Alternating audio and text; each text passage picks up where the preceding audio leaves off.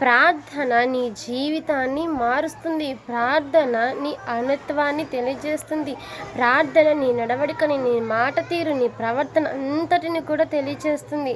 నువ్వు అది ప్రార్థన అని ఒక అంశం నువ్వు హృదయంలో పెట్టుకున్నావు అని అనుకో, నీ జీవితంలో ప్రార్థన తప్ప ఇంకొకటి ఏదో నీకు తెలీదు. లోక సంబంధమైన వాటి కోసం నువ్వు ఆతృత పడవు. కాబట్టి ప్రార్థన అనే విజయం నీకుంటే అసాధ్యాలను సాధ్యంగా పరిచే మన దేవుడు చూడండి, సముద్రం మీద ఎవరైనా నడుస్తాడా? మన దేవునికి ఒక్కరికే అది సాధ్యమైంది. కాబట్టి అసాధ్యాలను సాధ్యపరిచే మన దేవుడు మనకుండగా నీ పరిస్థితులను బట్టి నువ్వెందుకు కలత చెందుతున్నావు? నీ పరిస్థితులను బట్టి నువ్వెందుకు భయపడుతున్నావు? నీ పరిస్థితులను బట్టి ప్రభువా ఇది నా వల్ల కావట్లేదు అని అంటున్నావైతే ప్రభుకు అప్పచెప్పు. అందుకే నీ భారం అంతా యెహోవా మీద మోపము, ఆయన నిన్ను ఆదుకొను అన్నాడు. కాబట్టి నువ్వు ప్రార్థన ఎందుకు పట్టుదలగా ఉండు, అంతే నువ్వు విజయం ఖచ్చితంగా నీదవుతుంది. నువ్వు ప్రార్థన ఎడతెగక చేయాలి అని అంట.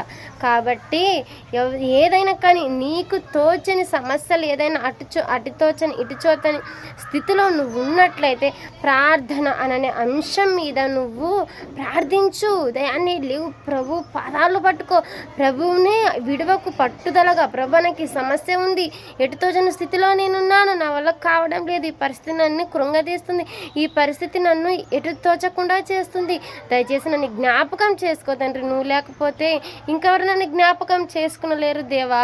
ఒక్కసారి దావీదు కుమారుడా జ్ఞాపకం చేసుకో. ఆయన పట్టుదలగా అడుగు, పట్టుదలగా ఆయనను విడిచిపెట్టకు. ఆయనను ఖచ్చితంగా నువ్వు ఆ ప్రార్థనకు జవాబు పొందుకుంటావు. చేసి చేయక ఉన్న ప్రార్థన ఆయనకు నచ్చదండి. ఎందుకంటే ప్రతిరోజు ఆయన ప్రార్థన చేయాలి. నువ్వు ప్రార్థన చేస్తే నీ జీవితంలో తప్పిపోవు. నువ్వు ప్రార్థన చేస్తే లోకానుసారంగా నువ్వు జీవించవు. కాబట్టి ప్రార్థన పట్టుదల నీకుంటే అసాధ్యాలను సాధ్యపరిచే మన దేవుడు నీకు తోడే ఉన్నాడు. కాబట్టి భయపడకు.